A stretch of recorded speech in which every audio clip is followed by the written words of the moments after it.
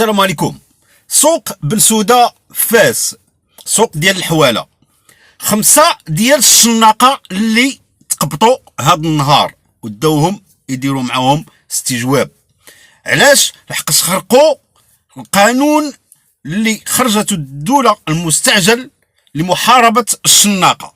لقاوهم متلبسين، شراو الحوالة من عند الكسابة وبداو يبيعوا فيهم، طلعوا في الثمن، حصلوا مزيان هكا. يا سلام، نبغيو الرقابة تزيد بزاف وتكون الرقابة متشددة على هاد المجرمين. هادو راه مجرمين، هاد الشناقة ولكن مجرمين كيصفوا الدم ديال بنادم، يعني كيستغلوا الظرفية ديال الشعب. بزاف ديال الناس اللي ما قادينش يشريو حولي بهاد الأثمنة المرتفعة، يعني بحال هاد الشناقة اللي تقبطوا خصهم أقصى العقوبات باش وحدين اخرين ما يديروش بحالهم. السلطات المختصه هي كدير شغالها، ولكن خص الشعب يعاونها. كيفاش؟ اي واحد شاف ولا سمع بلا راه كاين شناق في السوق يديكلاري به باش يتزيروا هاد الشناقه، يعني كلشي يجي ضدهم. ومنين يديروا عليهم طوق هاد الشناقه ويتحاصروا، راه طبيعه الحال الاثمنه ديال الكباش غادي ترخص.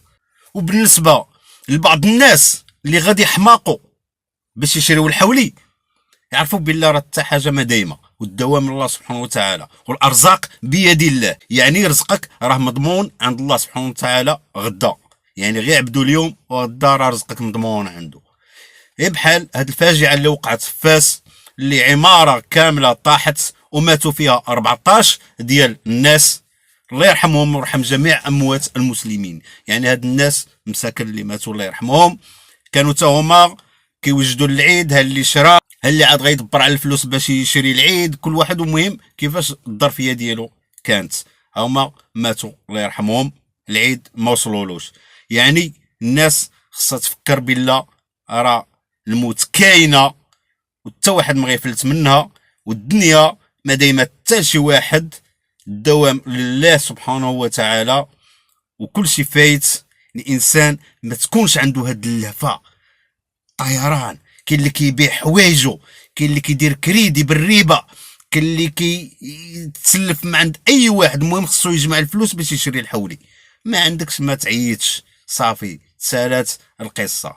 وكاين بعض الناس باللهفه ديالهم هما اللي كيطلعوا الاثمنه ديال اي حاجه، ماشي غير الكبش. والله يهدي ما خلق. والسلام عليكم ورحمه الله تعالى وبركاته.